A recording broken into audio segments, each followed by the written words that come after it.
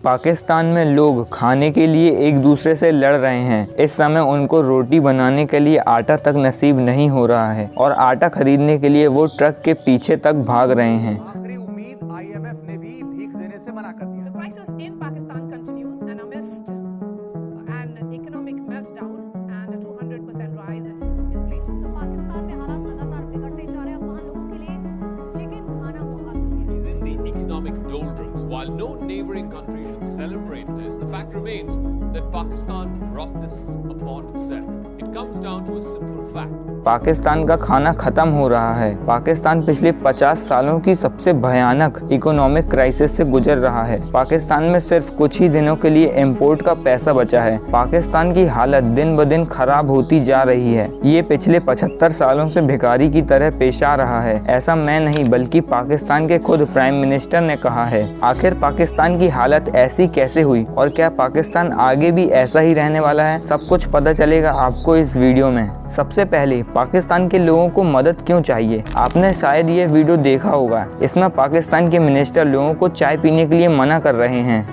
मैं ये भी कौम से अपील करूंगा कि हम चाय की एक एक प्याली दो प्यालियां कम कर दें, क्योंकि जो चाय हम इंपोर्ट करते हैं वो भी हम उधार लेकर इंपोर्ट करते हैं। क्योंकि पाकिस्तान चाय को इंपोर्ट करता है और आज उनके पास चाय के इंपोर्ट चुकाने के लिए भी पैसे नहीं हैं। पाकिस्तान में सभी चीज़ों के दाम दिन ब दिन बढ़ रहे हैं। इन्फ्लेशन जो 5 से 6% रहता है वह पाकिस्तान में कई जगह 30 से 35% तक बढ़ गया है। यानी जो चीज़ पिछले साल 100 रुपए की थी वो आज 130 और 135 रुपए की मिल रही है। सब्जियां जैसे कि आलू प्याज 5 गुना तक महंगी हो गई हैं। शॉपिंग मॉल्स और मार्केट को ऐसी इंस्ट्रक्शन दी गई है कि 8 बजे तक सारी बत्तियां बुझा देनी है क्योंकि इलेक्ट्रिसिटी की कमी हो रही है। पाकिस्तान की एम्बेसी की वॉशिंगटन में एक प्रॉपर्टी है जिसे वे आज बेच रहा है ताकि थोड़े से पैसे आएं, जिसका इस्तेमाल लोगों की जरूरतों को पूरा करने के लिए किया जा सके। पाकिस्तान कर्जे में डूब रहा है और थोड़ी थोड़ी पैसे जमा करके वह पैसे बचा रहा है और लोगों की जरूरतों को पूरा करने की कोशिश कर रहा है। पाकिस्तान के प्राइम मिनिस्टर यूनाइटेड नेशंस से मदद मांग रहे हैं। आखिर ये इकोनॉमिक क्राइसिस के क्या कारण हो सकते हैं? पाकिस्तान में यह इकोनॉमिक क्राइसिस आखिर क्यों हो रहा है? Pakistan back to back disaster का सामना कर रहा है। पॉलिटिकल डिजास्टर्स, इकोनॉमिक डिजास्टर्स और क्लाइमेट डिजास्टर्स। पाकिस्तान को आज़ादी हमारे साथ 1947 में मिली, लेकिन उनका डेमोक्रेटिक इलेक्शन 1970 में हुआ। 1947 से जब से पाकिस्तान को आज़ादी मिली है, यहाँ के लोगों ने 29 प्राइम मिनिस्टर्स देखे हैं, जिनमें से किसी ने भी अपने 5 साल पूरे नहीं किए हैं। कम से कम 18 बार प्राइम मिनिस्टर्स को उनकी पोस्ट से निकाला गया है। इसमें इनके प्राइम मिनिस्टर्स को उनकी पोस्ट से निकालने का कारण करप्शन या फिर मिलिट्री कूप है। अभी रिसेंटली इमरान खान को पिछले साल अपनी पोजीशन छोड़नी पड़ी। इमरान खान एक वर्ल्ड कप पाकिस्तान को जिताने वाले इंटरनेशनल प्लेयर थे जो एक नया पाकिस्तान बनाने की उम्मीद से प्राइम मिनिस्टर बने थे, लेकिन शहबाज शरीफ जो अभी पाकिस्तान के प्राइम मिनिस्टर हैं, उन्होंने अलग अलग पार्टीज के साथ मिलकर इमरान खान के खिलाफ नो कॉन्फिडेंस मोशन लाया और उनकी सरकार गिरा दी।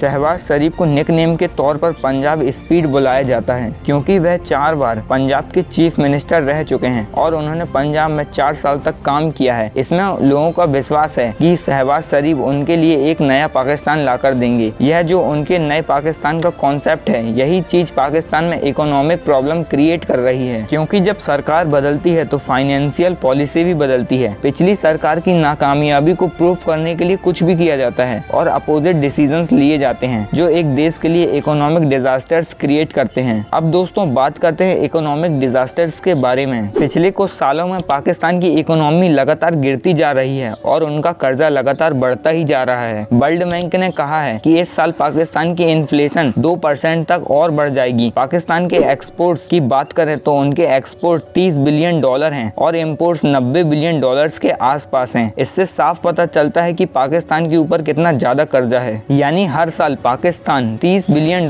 कमाता है और $90 बिलियन खर्च करता है। पाकिस्तान की GDP है $376 बिलियन और उनके ऊपर कर्जा है $274 बिलियन।